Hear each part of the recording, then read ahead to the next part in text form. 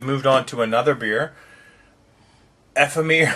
That's why I said Ephemera, Which is it's not a craft beer per se. It's a import by Unique Brow. Right there. It's 5.5%. It's a Belgian style fruit flavored wheat ale. And our wives put on a Pitch Perfect 3 in there. So we were just finishing that up as well. And now they've moved on to Mamma Mia 2. So beer. I can smell the fruit from... Yeah. From... Oh. We've tried one of these Unibrew or whatever...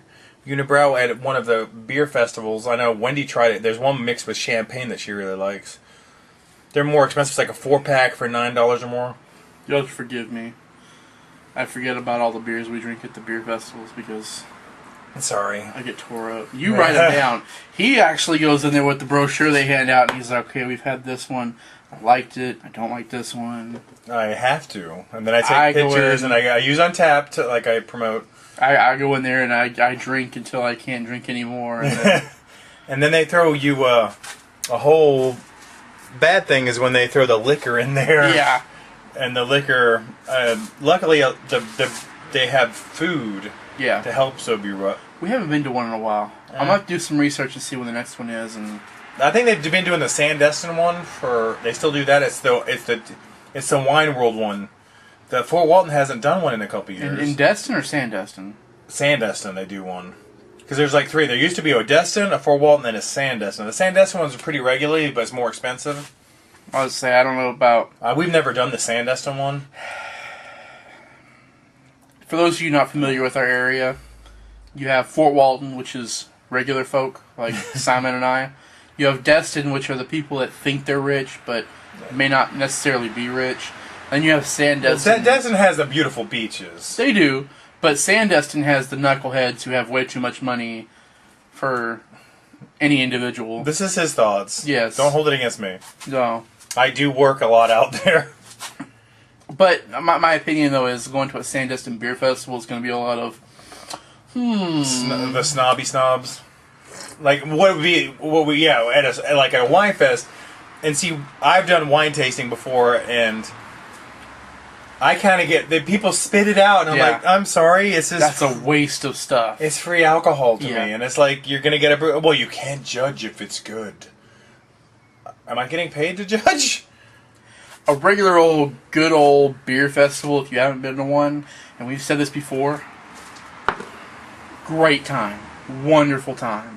People come together, and we have had... I have seen... It's basically an open bar for a set price. It is, but you don't see any problems. Like, nobody gets upset or angry or anything like that. It's just a bunch of people having a good time, trying out You might beers. have a few lines here and there for certain beers. Yeah, but that's when you know it's a good one. Yes. You got the food. Yes. And then you have the entertainment sometimes. Yeah. The music acts, which we... the last one, they had... what were they before they were... now they're Imogene. Yeah. I don't know. I remember they've changed their name a couple of times. Yeah. It's a local band. They have tremendous talent. Yeah. But it's kind of hard to promote somebody who keeps changing their name. Yeah. That's the only bad thing. It's like, they were formerly... You shouldn't say that. Yeah. It's like in the 80s, 90s, Prince. Prince was one of the greatest musical acts. Prince by himself. And then he had to change his name to a symbol... Then he was the artist formerly named as Prince. You know, it's like, no, you're just Prince. Yeah. We love you as Prince. Don't change your name. You know? Yeah. And so that's the way we feel about groups, too, is you're who you are. Yeah. And we love you for who you are. Like a beer. Can you imagine if a beer changed its name? Yeah. Wait, Coke did that. Back in the 80s, it was Coke. Then there was New Coke. And then they had to go back to Old Coke. But it's still not Old Coke because they used... corn syrup instead of regular sugar. Unless you buy like Mexico Coke, which is supposed to be the best Coke you can get. Maybe if they use actual sugar cane or whatever the secret ingredient is. But back on topic though, if you haven't been to one and you like beer, go to a beer festival. It might be $40, $50 to get in. You might be like, but You'll have a great time. You'll be trying different beers. Like here, we get beers from all over the country, but we also get beers from like was it the 95th or 96th Test Wing, which is at one of our local Air Force bases. It was a 33rd. 33rd, okay. Yes. Before they closed the 33rd down here at Eglin Air Force Base. But they were brewing their own beer. They brought it. They were at the beer festival, and it was amazing. It was good beer. I mean, you know, they weren't selling it to the public, but they were there handing it out, and it was great. You know, go to your local beer festivals. Support the people locally. You know, sometimes they can't sell it. We're lucky enough to have a whole bunch of local breweries around here. So learn your local breweries. Yeah. If you have distilleries that do liquor, learn your local distilleries. I mean, your area that you live in provides the best. Yeah. Now, I will say, I remember a little bit from one of our last ones we went to. We went to we went to one of the booths. And I don't remember if you remember this or not. We went to the booth, we were trying the beer, and we were like, oh, this is great beer, we love it. And the guy who was working it, he was like, hey, my name is such and such, and I don't remember the guy's name. But he was like, if you're ever in town with our brewery, give me a call. I'll call at the brewery, tell me you want to talk to me, and I will give you a free tour of the place. But I don't remember the guy's name. I don't remember any of that. You don't remember that? Yes, I was a little farther gone than you. It was pretty cool. Is it a local brewery? No, he was... See, I remember one that was... It was a northern place, like Vermont, or... Because he told us that he was the actual brewer who made that batch or something. Yeah. Is that the one you're thinking about? No, this guy was like he was like a promoter for it. Okay. But he was like, and it was local-ish. It was like, I want to say somewhere in Georgia. Okay. And he was like, hey, if you're ever in the area, just call up, tell him to look for me, and I'll give you a free tour, we'll show you around or whatever. It was awesome. I mean, you might run into that, we drank way too much to remember any of the great details that we should have, but... But if you ever go on vacation to a place, use your Google function on your phone and Google local breweries. Yeah. Because you can do tours that are cheap, you can get samples, whether you're in any of the 50 states. They change their laws in every state that could be different, that you can buy it on the actual premises or not. Yeah. But you can get to try them, and it's relatively cheap if you like alcohol, if you like beer. And see, here's the thing. Like, Simon has done this. I have not. And I want to go around to a couple different... I've been to one brewery in our area, and that was... Props. Which is not saying much because... Props is a great brewery, though. They have great beer, but we didn't go do the tour. We went for, like, trivia night or whatever. Yes. But I want to... Third Planet. Third Planet is great, too. I would love to go through the different tours.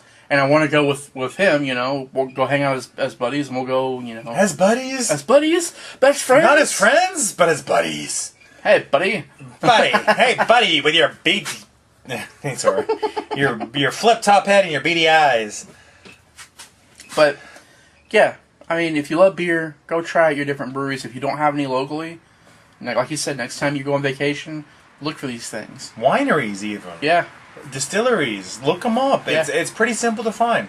I went to Iowa to see my sister. We found out that before Prohibition, Iowa was like the second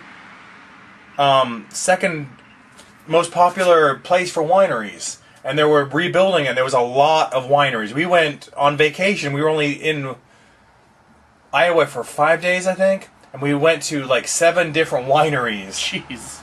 And they were amazing. I mean, one of them had buffalo right there in the pastures with the grapevines. And the people who own a brewery, a winery, a distillery are probably the nicest people because they're local in the area. They're not a conglomerate who thinks about you as money. They think about you as, hey, this is a potential person who can always enjoy what we make, and that's what's cool. Not to say that you shouldn't try out some of the bigger name brands. Like, one of them that, and I say recently, and I would say probably in the last year or two, that I've come to enjoy, PBR. Oh, really? You're going to admit you're a PBR fan? I like PBR. You're switching to the dark side. I mean, we go to restaurants, and if they got PBR, $2 for a can that's like yay big. A 16-ounce can. And I mean, it's a deal, If you're willing to drink it, I mean, try it out. PBR, sometimes Rolling Rock you can find for $2, I mean, you try them out. If you like them, I mean, hey, it saves money, Maybe if you're going to a place like, we have a local place called McGuire's. Yes.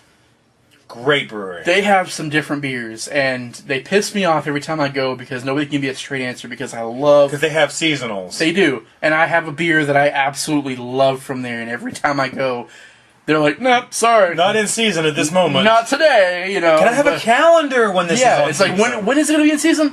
I don't know. The guy that brews it's not here, so...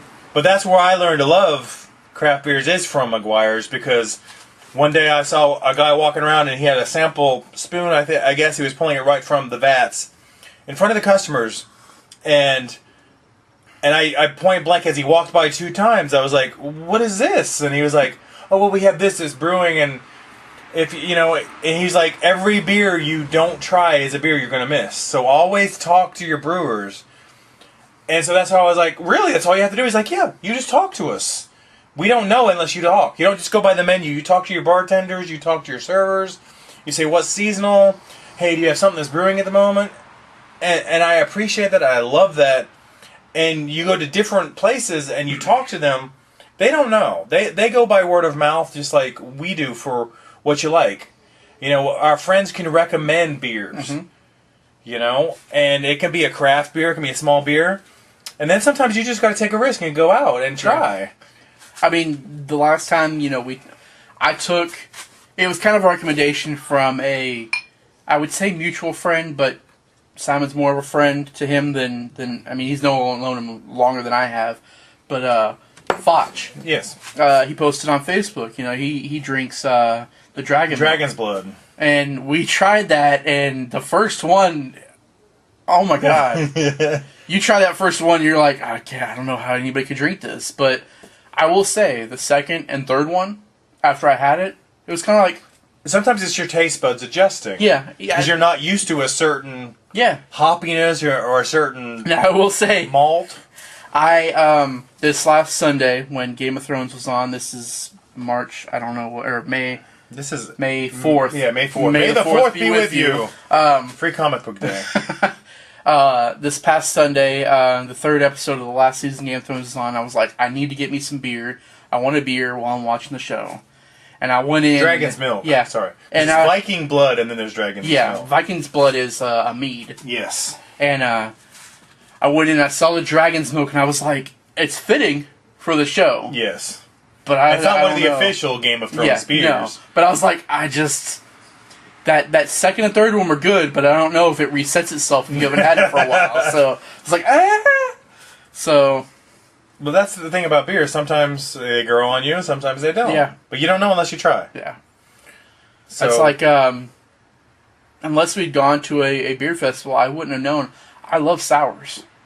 Sours are great beer. They're a different way to make a beer. Yeah, I love them. Sours goes with a gose. Because there's a fine line between a sour and a gose.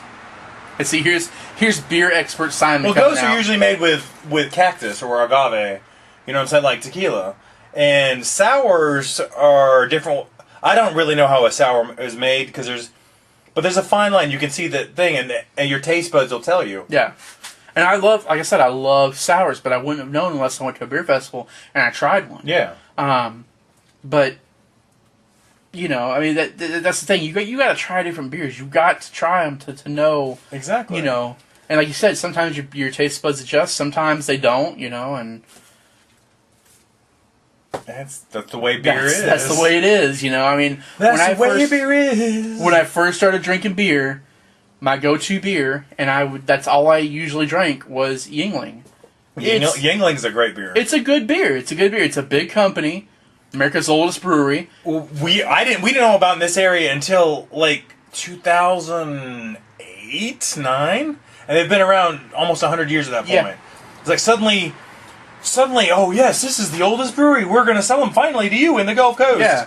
Well, I didn't know about it until my dad. My dad started drinking them.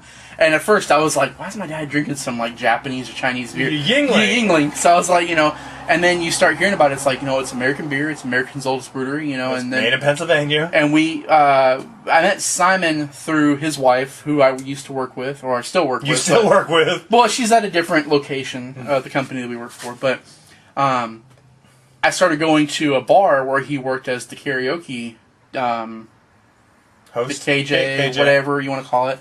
And they had Yingling on tap, and I knew it. I was like, I'll take Yingling. So we went from there, and Yingling was the beer, and then he started introducing me to some other beers they had on tap, and then from there... Because they have the German beers over there. He was introducing me to other beers. It was like, and then they would, first beer festival came up, and you're like, hey, we need to go. Yeah. And that's when I started learning, these other beers, and it was like, oh, unless you actually get out there and see them and try them, you don't know that there's this whole other world of beers out there, because all you hear about is Bud Light, Budweiser. And they're fine beers. I'm not going to discount them. They're... No, but that's all I knew until I met you, and... It's like a love song right there. Yeah. That's all I knew until I met you. But, it's the truth, go out there and try them. Go try your beers. Yeah, go try your beers. Enjoy them. And I don't know if I'm going to quit taping for tonight, but I do appreciate it. I'm going to try to edit this. And get the podcast up too. So we're going to do a Brewpill channel on YouTube. Mm-hmm. And hopefully a Brewpill channel on podcast as well. This is Spencer. I'm Simon. Sometimes I go by the 242nd. So I am the same person. So hopefully this takes off. If we can work on it. At least get talking about beers. Yeah, yeah. I would love to see this move from your backyard to other brewery tours and stuff. Brewery tours, or and then getting a cameraman who can follow us around. And then eventually maybe like an actual a set we could work on, like a table we could talk across. So stay tuned. If you have any ideas, suggestions, let us know. If you enjoyed this and you want to keep watching or listening, and you listen to more, if you feel like we need a Patreon, let us know. We're not going to push it, but if you think we do and you want to contribute, just let us know. Okay.